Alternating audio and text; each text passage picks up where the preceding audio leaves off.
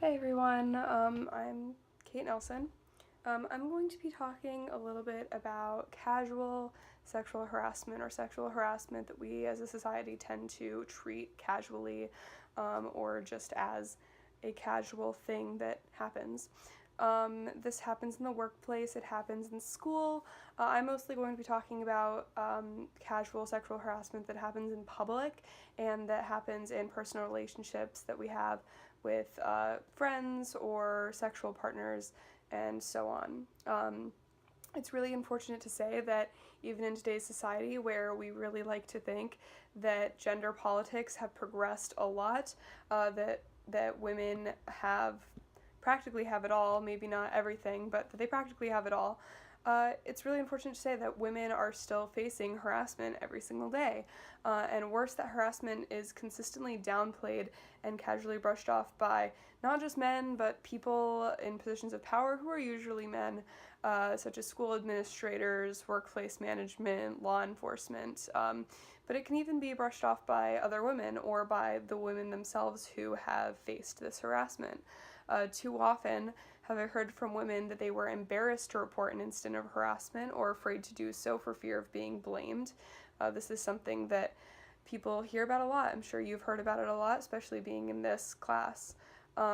Even from personal experience, I can say that the casual treatment of most common sexual harassment makes it easy to want to brush away your sexual harassment that you encounter because you know that few people will take it seriously. The type of harassment I'm talking about isn't necessarily physical, although it can be. I'm mostly focusing on what I would find to be one of the larger yet less frequently seriously discussed issues within feminism, which are some more subtle forms of sexual harassment. I'm gonna start with a couple of personal examples, sort of to set the backdrop for what I'm talking about. When I was 15, I took archery lessons at a woman's house, and when we were training, we would shoot out in her front yard. And just in front of her house, the yard faced this road. It was small, but it was busy, especially at the end of the day when we would be practicing. There were two occasions where men in their cars passing by the house and encouraged by their friends would lean out of their windows and holler various catcalls or profanities at me, like, "Hey, sweetie, looking good, honey, come over here, baby," stuff like that. And even now, I'm giggling because this is just such a common thing. But they were shouting these things at me, an underage girl, and it made me feel scared and vulnerable and out in the open. And every woman has faced this, especially when living in the city where people are always passing by on the street no matter where you are. Even just dropping by an ATM one morning in baggy sweats, I've been honked at and whistled at.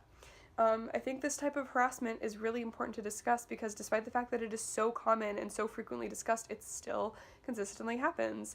In fact, I would argue that the frequency and discussion of these occurrences makes it even easier for people to brush it off as, oh, that's just something that happens to everybody. Yet, when women talk to one another about it, they find commonality in the fact that it made them feel uncomfortable or even like they were in danger. Further, I feel that treating any harassment like this so nonchalantly is a contributing factor in treating worse types of harassment as a norm. Harassment by people you know personally is actually one of the most common types of harassment.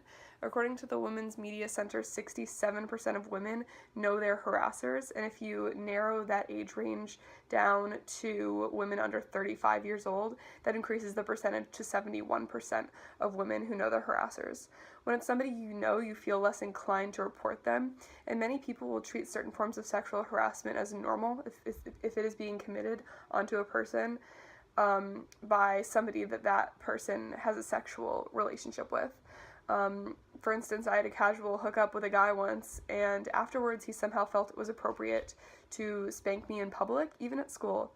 And when I asked him to stop, he would keep throwing himself at me, he would grab me, he would comment on my appearance and on my butt and on how short my shorts were or whatever, and that I was like asking for it. And his friends, who were my friends at the time too, would encourage him to keep going. If you're seen as dating or being with a man in some sexual sense, that somehow automatically gives him license to harass you, apparently. That initial consent seems to mean that your consent is no longer necessary after that. It took him physically assaulting me to such a degree that it made a scene in public for somebody to physically drag him off of me and for me to seek out that help, because up until that point, everybody around me was treating everything that he did as a given. Treating sexual relationships this way is part of what leads to abuse within relationships. In an article about sexual harassment at truthout.org, researcher Kathleen Basil stated that 76% of people believe that husbands force their wives to have sex with them. This is not a statistic on women who have reported their husbands forcing this upon them, but this is just a general impression that we as a society have about marriage, and it sort of seems to just be treated as, oh yeah, you're probably right. A lot of husbands probably do force their wives to have sex with them, but that's just a part of their relationship. Women are constantly seen as something to be hunted, and there are few protections for verbal abuse, and even for physical abuse when it's committed by a significant other. Even the protections that are currently set in place, legally speaking, will often not be applied, and when applied, it takes so much fighting for women to get somebody to take their allegations seriously. As we saw in the documentary The Hunting Ground, even in situations as serious as rape, accusations placed forward by abused women will still be dismissed. The victims will be blamed often. It takes so much for many women to get any recognition for even the most serious forms of harassment, much less these constant discomforts we face every day. This needs to be a major concern, as the way things currently are, women cannot feel safe in public, nor can they feel secure that they will be validated when they say that a significant other or a person close to them is abusing them. I just want to conclude with a brief call to action. This issue affects every woman. It happens every day. It leads to other extensive issues within the range of sexual abuse. So why are we treating it as if it's not a big deal?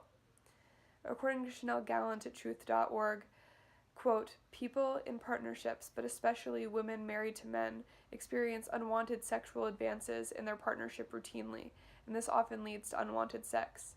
Over a third of married women report being coerced into sex by a current or previous partner by way of exploiting a woman's sense of duty, expecting sex after spending money, or bullying and humiliating women into unwanted sex. When two people are in a relationship, that does not imply automatic consent.